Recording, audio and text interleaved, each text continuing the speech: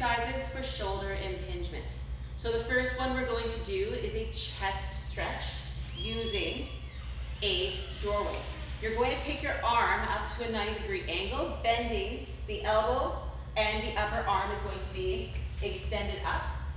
Placing that hand up on the door frame, you're going to rotate your body away from the door, pressing gently with the elbow and the hand into the door, and allowing, feeling this at the top end of the chest as well as in the shoulder. Hold this stretch for 20 to 30 seconds.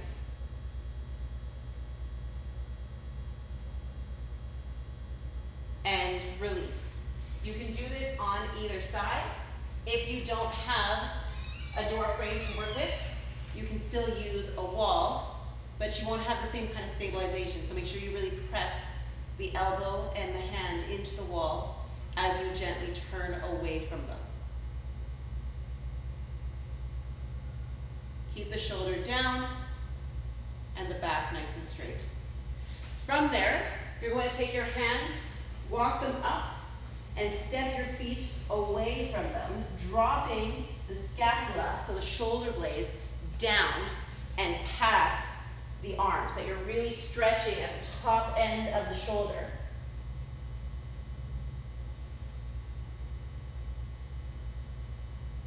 Again, holding this stretch for 20 to 30 seconds. An option here, if you don't have a wall to work with, is taking it down to the ground, walking the hands out, and sitting into a child's pose.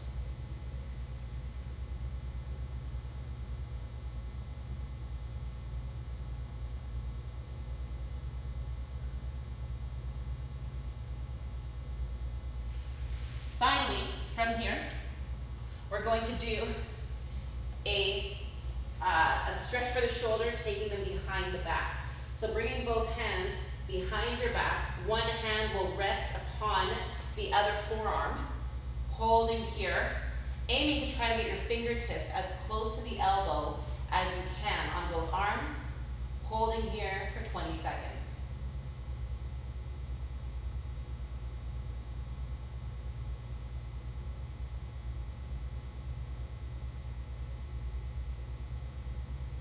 And release to the other side.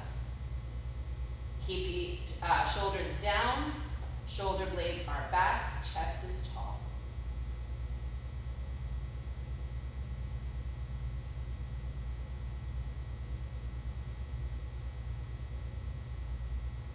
And one final stretch here for the shoulder. Taking the arms straight out, across the body. Okay, crossing over, gentle pull. Don't let that arm at the front bend. You're going to lose a lot of what you're trying to target. Keep the shoulder down and apply gentle pressure using that supporting arm.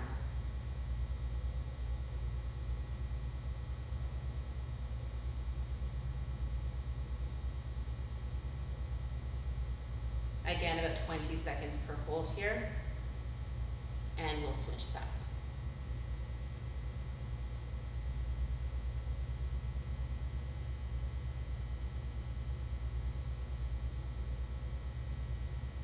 Now we're going to get into the range of motion of the shoulder as well, and doing some flexibility and strength exercises. So we're going to start by doing the hand creep along the wall, trying to keep the hand and the elbow pulled as close to the wall as you can, working your way through the whole range of motion. 10 repetitions here. The back is pressed in, the head is on the wall the whole time.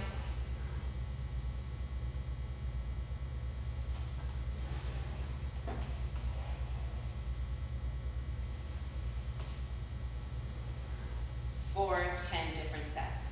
From there, you're going to bring your hands up here, okay, so that they are parallel with your hip joint and are forming a nice straight line. You're going to rotate down and up. So bringing the hand down, trying to keep the elbow on the wall as much as possible. just working through that rotation in the shoulder cuff. Again, going for 10, straight down. Beautiful. Now, coming down to the ground, you're going to lie on your back, or on your front, sorry, targeting the back here. We're going to take our hands up overhead, and we're just going to gently lift and hold. And down. So we're going to do 10 repetitions of just holding. Now, if you want to engage the core while you're doing this and lift the lower body as well, I'll show you what that looks like and get into the screen. There we go. Okay, then you can lift the legs and the arms at the same time. And as that exercise starts to become more comfortable for you, you're actually going to take that into a rhomboid pull. You're going to look to bring your thumbs down towards the shoulder and back up overhead. Pull in towards the shoulder, back up overhead. Squeezing the scapula and shoulder blades together as you come, holding for 2 and 1, and bringing back down. Again, 10 repetitions here of that exercise. And our final exercise is we're actually going to take ourselves in to a full stretch of the back, and then you're going to turn it around and squeeze the shoulders down, back, and together. Holding, 5, 4, 3, 2, 1. Back in, release, and bring it in, squeeze, 5, 4, 3, 2, 1. Release. And squeeze back.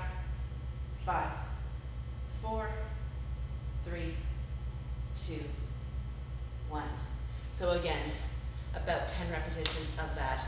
And you can do these exercises as often throughout the day as you feel as comfortable, never pushing past your range of motion, never taking yourself to the point of pain.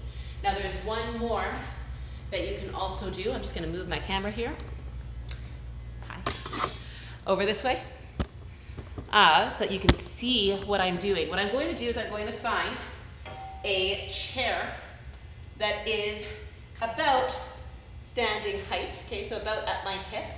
I'm going to press down into it, hard, pushing my hands down on it, and now I'm going to step my feet out. Again, keeping pressure on my hands, pushing that shoulder in, and stepping back in, pushing down. Now this one is more intense than it looks, so you probably only want to do it 3 or 4 times to start until you kind of get used to it. And back in.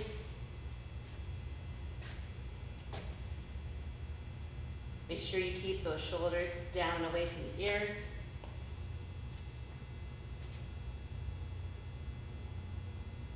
And in.